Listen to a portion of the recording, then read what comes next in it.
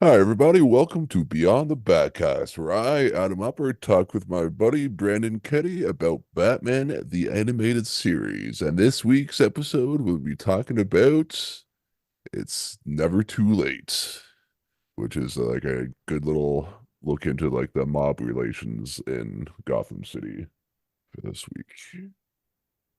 The air date for this one was September 10th, 1992. So we're back in September. So this is the 12th episode produced, but it was the sixth episode to air. So this is like really early. And it was like second, if they're doing these daily at the point. So this is probably like, like first, actually, because I think it started on a Sunday. So so it's probably like the first week it aired. So the teleplay is by Garen Wolf, the story by Tom Ruger, and that is directed by Boyd Kirkland. Do you remember watching this episode when you first watched this show way back when? I had never seen this episode before. This is one of those episodes that, as much as I'm impressed with how well the story has been told, that like even us in our, adult lives can enjoy it for what it is. This is one of those episodes I feel like if I had watched it, I probably would have changed the channel. It works when you're an adult and kind of an understanding of how the world works and like a better understanding of like kind of the crime and criminal underworld. Not that we do that for a living, at least not that we would admit on tape, but yeah, Speak for no, it yourself, mister. yeah. I mean, but yeah, so this is like September 10th. Yes, I would have been like 11 when this first aired, like almost 12. So if I had to watch this, like, I think this does spark a bit of memory. So I don't think it was in like heavy rotation, but I think I probably did see this episode before. Yeah, but I'm sure, yeah. So I was like 11 or 12. So I was probably just starting to slowly understand like the outside world, I guess, really. So I feel this probably would have mostly gone over my head as well. I probably just watched it just be like, hey, it's Batman, so I gotta watch this episode sort of thing too. I would think, Plainclothes kind of villains in this episode. because if you had asked like you level me what the mob is, I would be like, I have no idea what the fuck you're talking about right now. So, so I'm not like I I think think it's I've heard that. surprising. Think I've heard those words before, yes, but beyond that, I fucking probably couldn't tell you. Oh, come on, telling me that 11-year-old Adam didn't know what Rico is? Yeah, yeah, my parents weren't too big on like the mobster, like Goodfellas and Godfather type movies, really. So I probably wouldn't. Yeah, so yeah, this probably would have mostly over my head probably first time around. Yeah, this is a surprisingly deep and dark episode. I mean, like I said, I enjoyed it for what it was watching it now, but yeah, there is a lot of kind of the systematic levels of how crime works with this turf war and like the drug trade. You know what this episode kind of reminds me of a little bit? Did you ever watch Captain Planet? I a little bit, I think, but now that I can't help every time I think of Captain Planet is that Don Cheadle sketch. We're all trees. Everybody's a tree.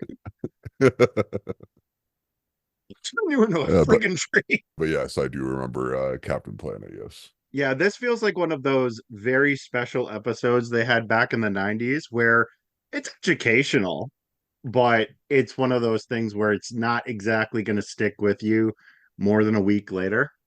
Yeah, because and then as well, like love your old me when they like were talking about like how drugs are bad in school. I was like, I still don't understand what drugs are. You're not really saying what they are. So like, hey, so you're doing a bad explanation why they're bad, what they are, and why they're bad. So like later on the episode with Stromwell's son being in there, I'm like, I don't know, like what is he sick? Well, like technically yes, because he's probably going with withdrawals, but I 100% would have known what at the time that would have known what withdrawals are, and that's probably what's happening to the kid. Because it's because Judge I was probably leaning on is probably like opiates of some kind. I would imagine. And so that's why they probably didn't actually say what the drugs are, so they could as like still in essence a children's show. So they probably with the censors and stuff, they probably didn't want to be like mentioning drugs and whatnot to its full extent. Yeah. at the time at least, because I think if it was a show nowadays, they probably would have talked a bit more on what they were and why they're bad for you instead of just blanket drugs are bad sort of thing. But yeah, but this episode starts off with like a couple of kids like playing out in the street, and I was initially thinking that like I was gonna see like that Batmobile like scream through and like almost hit the kids or something like that. I don't know why. I thought the Batmobile would be like I out in thought he was daylight, going to but run over children. or like not run over, but just like scream past him or whatever, guy in between them or whatever sort of thing. So and I was like, as soon as I saw it pan over to Stromwell's place. I'm like, why the fuck did I just think that for? That makes no sense at all. Well, this is a show that has thrown many a surprise our way. Yeah, so they're setting up this kind of turf war between Arthur Stromwell, I'm sorry, Stromwell and Rupert Thorne. They're kind of the two biggest mob bosses in Gotham. I'm surprised. Ever seen Stromwell yet before? Or was this like the first episode with him? Because I First think we've episode with him. yeah, because this is like our second or third episode with Thorne. I think by this point, I think right. At Yep. least the second, because I think last week's episode was Thorne too. I think right, if Yep. memory serves. And he's apparently a big player in the criminal underworld because he goes on when he's leaving his house to saying, "This is my town. I made it what it is."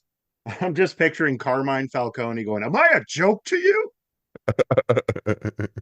You even stole my mustache, you SOB." That was is Stromwell from as a comics as well, or is he just show character? I Do you think know? he's just show. Yeah, because that name is not really ringing any bells, really. Yeah, for some reason they introduce a lot of these like new gangster characters when the comics have plenty of names. I don't know, maybe they just thought like the correlation between some of these like more mature character portrayals of like Gotham mobsters would give them less creative liberties to kind of put it in their own style. But the show is like, kind of mature in how it handles a lot of these kind of like mob kind of stories anyway. So I don't know. Maybe they just wanted to flex their creative muscles a bit. Yeah, maybe. Yeah, So Arnold's son is missing, and he automatically thinks that Rupert Thorne is involved. And so he's going to arrange a meeting between Thorne and his guys and basically come to an understanding of how to kind of make a truce. Thorne wants to have this operation, kind of all this business kind of tucked away so that he can basically make a hit on Stromwell. So he's going to arrange for them to meet at this deli where Bruce is one of his many homeless guy disguises, and it's not yeah, Matches Malone once again. it's still no yeah. This is our second Batman disguise or Bruce Wayne disguise or whatever. That's not Batman. It's still no matches Malone. Like what the fuck? Like are they not allowed to use matches or was like I assume like matches was a thing at this point because Well, it I can't be a imagine that. copyright thing because you've got Batman by name and by image. You've got the Joker. Like, I don't know. Like, once Or again, or it's they one of those things. or are they just worried that nobody's going to know who Matches is, so you just gotta have like Randy Disguise number one because as I said that the last episode with the disguise, he did have like a closet full of not bat disguises. So Matches is in there, no doubt, I guess but for some reason he's he got just he's got to never be used yes. So I guess that was the wink to Matches and being there. Like yeah, he's in there, but may or may not see him at some point. Maybe Matches Malone is like committed a crime so foul that if he ever shows his face again, like like he's just gone streaking through Gotham or something. Yeah, he had to do something for to get Gordon to arrest him. He's like, "Oh, fine, I gotta do this," and then he's like, "Oh, fine, I just bring my best disguise." Master Bruce, why did you go streaking? I just kind of had a It moment. was. I told you it was for a case. A case. Which case? Don't ask. Alfred, this is one of the very few things that we don't talk about here. Like yeah, like as Thorne gets his guys to throw out what looks to be like some guy just sleeping on the table there. He just kind of mumbles or whatever, and you can go tell right away it was Bruce Wayne because definitely the voice. So I was like, yep, that's definitely Batman thing. Because and then They starts talking, and, and then it shows him, Bruce, actually in the Batmobile, not as Batman, and he had like a little missing device on the table. Because yeah, I definitely, if I was Thorne, I probably wouldn't have. Now, would you actually consider like would Batman would have other disguises if you lived in Gotham? Would I Wait, consider wait, like like Batman himself a master of yeah, disguise? yeah. Would you think like, hey, he's probably disguising himself as somebody else to try and find out what's going on as well, or would you just think it's just some crazy guy in a bat suit, and that was it? I would just think it's some crazy guy in a bat Yeah, suit. I mean, yeah, yeah. you like trying to think like what this is where yeah, it's kind of separating the fan of the Batman fan and me from putting myself in the shoes of like an average Gotham citizen. Yeah, Yeah. I'd think it was probably just some like intense vigilante or even just like some supernatural kind of figure that kind of comes out of the shadows. Because you remember that POV episode where the cop is talking about him throwing like sparks out of his hands and stuff like that, and really he's just throwing batarangs, but Yeah. it's all from Or his perspective. yeah, because I was just thinking like, even as like a mob boss, I probably wouldn't have thought that random guy was Batman in disguise and therefore check for a bug under the table sort of thing. I would just say, it's Gotham City, so of course some fucking bum's gonna be grab a bite to eat and fall asleep on the table because it's better than sleeping on the ground outside sort of thing. Yeah, so with that, we hear Thor talk about he's going to put the hit on Stromwell because just so he can take over sort of thing. And then on the way there, Stromwell gets stopped at a railway crossing, and the flashing lights, and he kind of see that he's having a flashback. And it's what initially looks like him and a friend walking through the tunnel, talking sort of thing, and then they hear the train come up, and one of the kids gets his that classic gets his foot stuck in between the two rails thing, and then we're made to think that the kid gets hit by the train. And that was like looks like they're like what, like 7 to 9 years old, and their sort of thing. And then Stromall's like what, like in his 70s, you would think, I'm 60s gonna to say yeah, 70s. if not 60s to 70s. Yeah. Because I would think mob work in the Gotham probably ages you pretty fast. So I'd say like late 60s, early 70s. Yeah. Adam, are you suggesting that being in the mob is stressful? Well, if you think that either you have to contend with like flying bats, a guy, some cold guy, a crazy clown, or some weirdo penguin guy, like I would think that would put some like more undue stress on you than regular mob work. I would think on top of the cops. I can't wait for this Penguin show with Colin Farrell to come out, man, because it's gonna be like The Sopranos meets Batman. So Oh, like imagine like all the nonsense and like stressful lives that like guys like Tony Soprano and Paulie Walnuts and those guys went through in the show, and then chop that up to having a bat vigilante that will come out of nowhere to just ruin your business. yeah, and it just being freaking Colin Farrell being in that freaking weird ass makeup, just eating it up. Because Oh yeah. because I was like with that casting, like with probably with most people were like, "Are we sure about this sort of thing?" And then as soon as we saw it, he was actually really good in that role. Yeah, because that's still a thing, right? That didn't get killed in the when Gunn took over. Because I haven't Oh, heard thankfully anything about. not. Because I haven't heard anything about that in a while. There was Yeah, so a small trailer. I think it's supposed to come out later this year, like maybe closer to Christmas. But yeah, it's still on track. yeah, because I totally forgot about that, and I actually haven't heard about it in a while. Yeah, so So the yeah, flashback that they had of Arnold, I think his name is Michael, the guy with him. He's yeah, Arnold's yeah. swearing like he's gonna be the king of Gotham one day, and I'm just picturing him just singing along to that Lion King song. I just can't wait to be done. Everybody shoot left, everybody shoot right, everybody look round, blood money sky high. Watch out for the bat. Yeah, and he's getting ready to go to this meeting. So, all right, maybe this is just me just thinking that this is how I know I've got watched too many mob movies. The guy shows up with his bodyguards outside. Like, that's mob rule 101. Don't leave your bodyguards outside anywhere. I don't care if you're going to the can. Don't do it. Yeah, there's if you're that high as a mob boss, you should know by now to not trust anybody. So especially have have half an eye on your bodyguards, even sort of thing. So yeah, so you should have them with you just in case. But of course, if they were actually with them, they probably would have actually gotten blown up too. Or And Batman is meanwhile going to this elderly priest, which is when you say that sentence out loud, Batman going to see a priest is a very interesting kind of idea to put forward. Imagine Batman in confession. Forgive me, Father, for I've sinned. I've broken a man's femur last night. Oh, good right, gracious, me boy. Did you at least say that you were sorry? No, we had it coming. yeah. So do you think Batman's Christian, or do you think he's like agnostic or like atheist? What do you think? I think he's absolutely agnostic. I think that just based I mean, and I'm a Christian myself, but I think just based off of I'll hold like it how against you. dark and gothic he is, I think he'd be like, what kind of God would let my parents be, shot down? But at the same time, it's like you're also like a billionaire. So, I'm sorry that reality got you in the crosshairs, but look at But all he's the other but things you've been blessed with.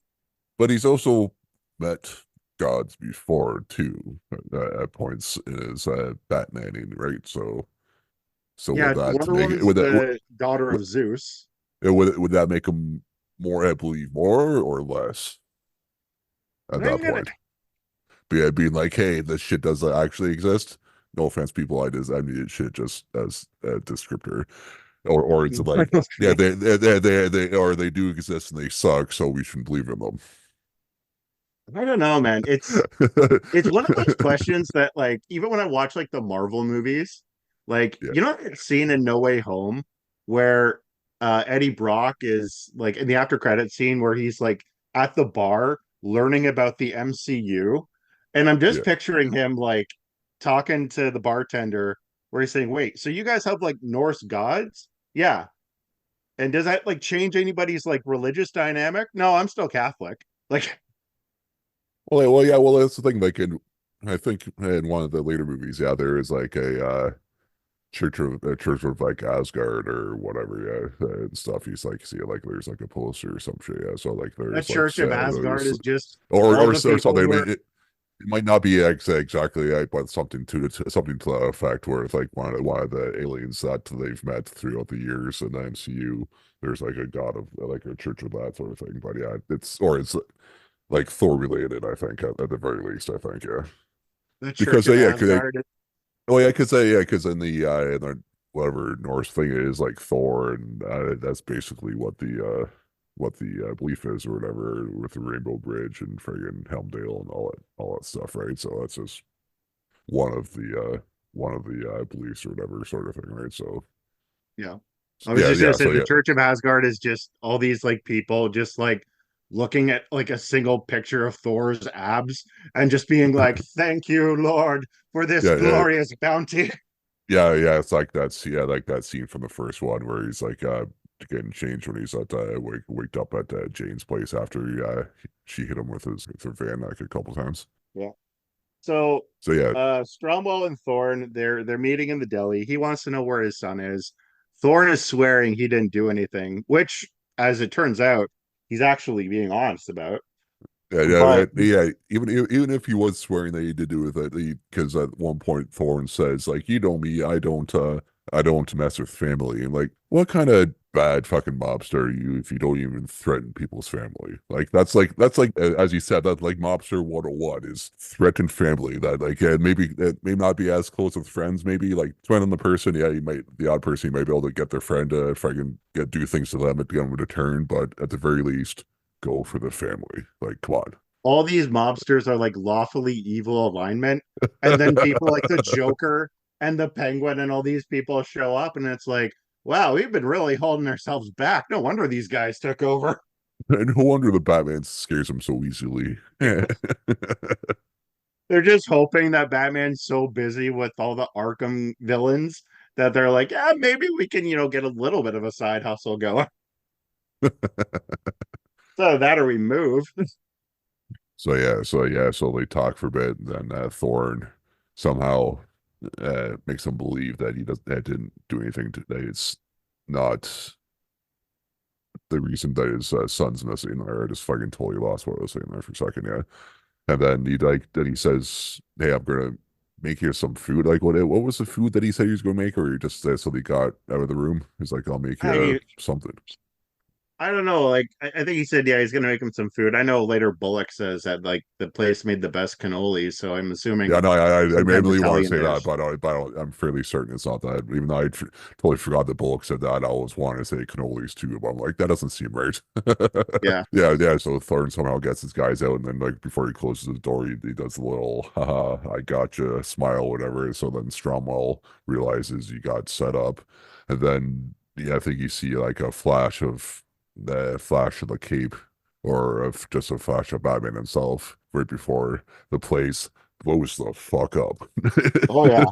That place It is wasn't, gone, man. yeah, it wasn't like a small explosion. Like the entire place just like definitely blew up. What kind of cooking oil are they using in that place? We're marinating chicken in kerosene. I'm just Or yeah, picturing or it's like Strombo going like, I can forgive you for trying to kill me, but you stiffed me with the bill. Screw you, Rupert. So Stromwell, he gets saved by Batman because, of course, we're not going to actually kill this man on a cartoon. And yeah, there's that scene of Batman like carrying him out of the smoke. So he's slowly coming to conscious. So imagine waking up to see Batman glaring down yeah, on you, surrounded by flames. yeah, like Chances are pretty even if solid. even Chances are if you pretty saved your solid that you are in hell, yeah, even if you especially saved your given life. your line of work. Yeah, even if you saved your life, waking up and seeing Batman that close to you staring at you, it would be slightly unnerving. Yeah, Like, ah, I think I'll pass back out now. Thanks. yeah. You just throw me back in the flames. So Batman saves him, and he's telling him that he's gonna give him a chance to give up his criminal ways and give the state evidence to, take down both his operation and obviously any information he's got on Rupert Thorne. Yeah, And does a Strom, little bit of the Christmas Carol or the Christmas story. It almost felt like yeah, he's like almost felt like he was like showing like the ghosts of mobsters past sort of thing when he went to go take him to see his son. yeah, that's the when I was looking at the production details, the story is kind of it's a little bit of a kind of homage to stories like It's a Wonderful Life or Christmas Carol, where you're kind of looking on like your life and the consequences of your actions and having a chance to change around. The difference is it's a mobster here, which okay, I mean it's a take. I'm not saying that this story can't be done because it is well done, Yeah, yeah, but so, yeah, definitely not doing the hey, if you weren't around, like everyone's life would be worse. Like, yeah, if you weren't around, probably your son wouldn't be fucking hooked on opiates or whatever. It wouldn't be going through withdrawal right now. So, so it's so maybe let's say he probably would be better if you weren't around. So maybe get change your the ways, sun old part man. for a second. Like, just fact of like, this is what would happen if you never became part of the mob. It wouldn't be worse, I can tell you that. Life would not be worse. You'd be a little So yeah, poorer, probably, but yeah. So like, and then yeah, then with that we find out that yeah, like Thorne was actually right, and he didn't do anything to his son, and that he was just in a drug treatment plan, and actually Batman somehow found Stromall's like I guess wife, or just yeah, say it. I forget if it's his ex-wife or they're just kind of like estranged. I mean, given the marriages of mobs and the things that tend to go, anybody who's seen The Sopranos knows kind Yeah, of what happens. But one thing just to jump back is Thorne is on the street, kind of overhearing the cops talking about the explosion, and they overhear this homeless guy who I'm pretty sure is high, just by the way he's talking, like, I see a man coming up, this like dark avenging angel. He took out Stromwell, saved him from the thing. It was awesome, man. Yeah, and fucking he's like carrying him out with the flames of Hades. I'm like, there's no way that fucking regular Gotham guy is fucking quoting like bringing out Hades like out of his back pocket. This guy was So like a philosophy major, and then he just had some bad acid, and yeah, and here we are having a bad trip. So Thorne is obviously ticked off because the guy that he tried to kill, the one guy he tried to kill, survived the explosion. So he's telling his guys to start hunting down Batman and Stromwell. And yeah, as you mentioned, they got to this rehab place where Stromwell finds out that his son is in withdrawal. Like he's having severe withdrawal pains from, like the drugs that yeah, he's pushing through the city. yeah. As I said, like 11-year-old me, would 100% would have known that what was exactly going on with him at the time. Like now, Yeah. I recognize what it is, but yeah, at the time I would be like, yeah, he's sick, which is as I said before, like yeah, technically true, but to the extent of why, I definitely know now, and that's not, man, that's Yeah. not cool. Yeah, definitely. Yeah, it's a little bit of a train spotting kind of scene where these Yeah, this kid is, in the sweats. yeah, yeah. Yeah. You also notice the son kind of looks a little like JFK, like a young JFK. I wanna party platter. Alright, It, father, I could really use a fix. yeah, do you ever watch Clone High? Oh, dude, I was so freaking happy when I heard that they revived the series because I watched that show in high school, and I'm like, this is like the Firefly of cartoons. How dare you cancel this?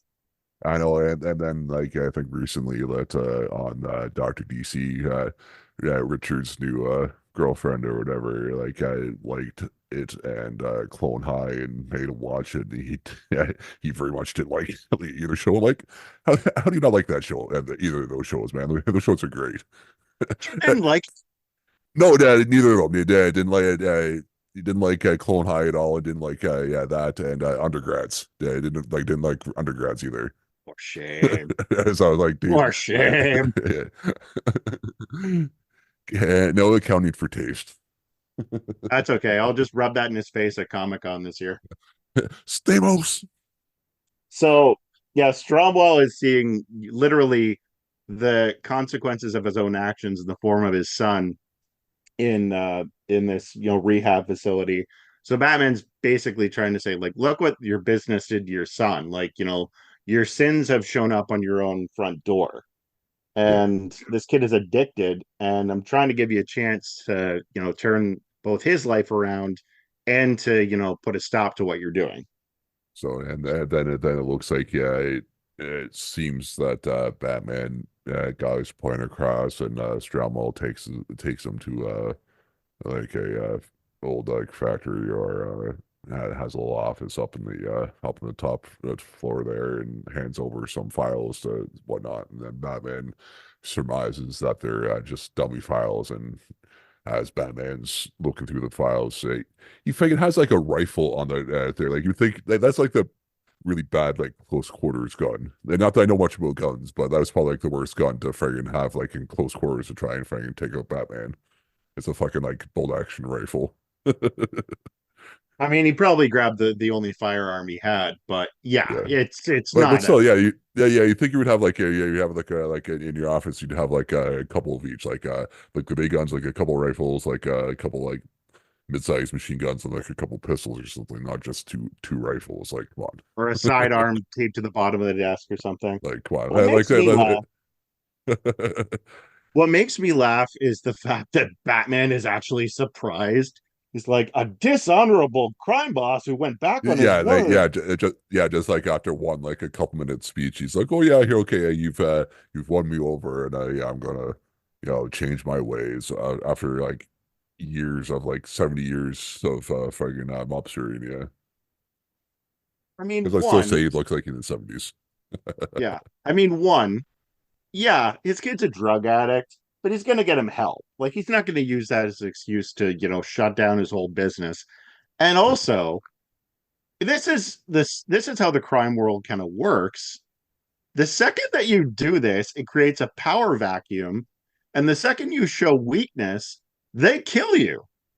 I mean, like Thorne is trying to kill him when he's on top of the world as like, basically the crime king of Gotham.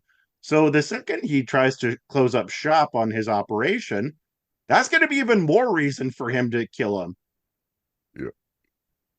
So I'm not yeah, saying that he's so not doing the right thing. I'm just saying, like, if Batman hasn't figured this, kind of pattern of how uh, the crime world works, then maybe but he's but doing like Batman right. well, I guess you can only take down like one mob boss at a time, sort of thing. So Mhm. he's got to start somewhere, right? So Right. yeah, so as after Stromberg grabs his gun, like we go outside of the office there, and it shows Thorne showing up and being like, "Ha, I told you boys that he'd come here," and he says like, "Hey, that's smoke him out," because they obviously has like a big window in his office, and I thought that meant just start shooting in the office. But he actually throws in like a smoke canister and actually is actually smoking them out. I'm like, oh, I guess mobsters are mostly true to the word. Yeah. Because I 100% thought he was just they're gonna start shooting into the window. He took him literally. Yeah. So I was like, oh, eh, I guess actually that was somewhat unexpected, even though he said that's exactly what he was doing. Yeah. So yeah, Arnold is running away, and he ends up actually in the same train yard that he had those flashback scenes in. Yeah. And oh, I should have mentioned back when Batman saw the priest, he was begging for the priest to try and get through to Arnold. So as it turns out, this priest is Arnold's brother. Yeah, because they initially probably like it made us think that like the priest was probably like the one person that Stromo could talk to, sort of thing. Probably like initially starting off with like the confessionals, probably being like obviously being a mob boss is stressful. You need somebody to talk to, and his strange wife, you can't talk to her anymore. So yeah, so he probably it does kind of make sense that you would befriend a priest because like obviously the priest will have like the whole you know, uh, not I was gonna not necessarily like doctor patient confidentiality, but like the priest version of that, I guess. Yeah. Everything stays in Where, confession. yeah, whatever you want to call that sort of thing. Yeah. So and then once we find out like Batman takes out Thorne's guys and he sees Drumwell outside running away, and then as you said, it turns out to be like the same train tracks that saw earlier that he's having the flashback, and in there it turns out that it's his that it was not actually Thorne. Actually, it was Thorne that was caught in the tracks, not his friend, and his friend helped him push him out of his way, which initially thought it was his friend, pushes him out of the way, and that's who gets hit by the train. And then we find out that was actually his brother, and then we find out that his brother is a priest. Yeah. So So I like that. So I like in that for like that was fairly like within a minute or two we all find out all that information. I actually really like how they told that instead of just being like, "Hey, you're my," just being supposition, be like, "Hey, you're my brother," or whatever, instead of your friend and whatever. But it was like the way where they relayed that information. I really liked. yeah, all the threads of the story kind of come together here. And one thing that they kind of made mention of, but it went over my head the first time I watched it, is I guess that because the kid got his leg stuck in the track, and obviously we don't see it, I guess he lost his leg. I guess he's got like Yeah, a prosthetic leg.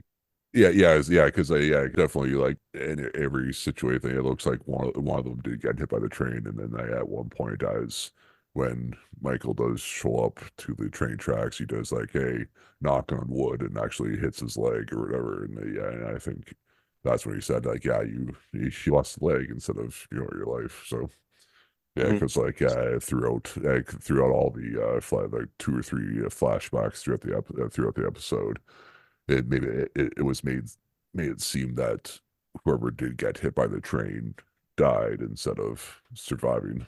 And even still, like Stromwell, he's never forgiven himself that his brother lost his leg because he was horsing around. And that's where I just pictured the brother just being like, "Oh, I know you haven't. That's why I've come to finish the job." And he just chucks him in front of the next oncoming train, makes Or himself a just new mob boss. or just takes the leg off and beats him to death with it. Nobody suspects a priest.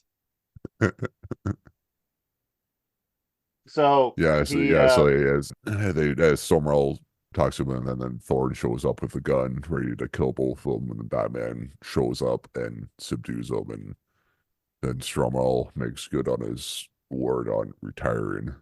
Yeah. So he's, at the end of the day, he decided that, this was not worth carrying on and that he's going to go to the state and, turn over evidence onto Stromwell.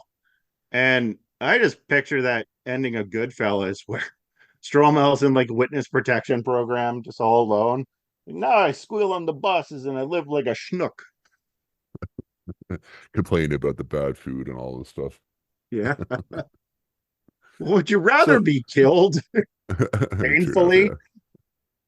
So, what would you give this episode out of five artificial eggs? Of artificial legs. Three and a half. Yeah, I'm gonna give So it three and a half three and a legs. half legs. I apologize to any listeners that have artificial lips. Yeah. That was fully on me. So if you complain, just say Adam sucks because you're not wrong. Well, yeah, if this was a younger me, I probably would have given this episode like a lower rating because as I said, it probably would have 100% went over my head because I'm nearly was the smartest kid, especially what happens when you take drugs and whatnot, really, because like when you're younger in school, the whole drugs thing is very vague. It's just drugs are bad and that's it. But now I How about you? definitely What would like. you give it? I think at least probably good like 3.5. It was a decent story. I just because I think after this one, it shows that Thorne is like the main the main mob boss in Gotham, and it probably definitely gives like a bit of a backstory, and that it's not just supervillains or the crazies taking over Gotham. There actually is like regular crime going off and stuff. So it kind of a nice little backstory what else is going on in Gotham instead of just like, oh, all right, the crazies are out this week doing shit, so best stay inside just in case we don't get poison some gas or fucking get frozen to the wall or something like that for like a couple hours or something like that. But yeah, so I definitely I think I give it like a 3.5 as well. I think. Yeah, it adds a touch of realism to the show. So Yeah, at times it gets a little too real, but I mean, yeah, hey, these things happen in the real world. yeah, true enough, true enough. So yeah, so any last words on the episode? All right, is that Yeah, bring your bodyguards to your meeting. it? Not that I condone organized crime, but it's a pretty dumb way to die. Well, if you are going to do crime, it should be fairly organized, I think. Yeah. Alrighty, folks, that is the episode for this week. Thank you all for listening to us to Yamarong for however long it's been. Next week's episode will be what is next week's episode? It is I've got Batman in my basement. Oh, that sounds kind of sexy.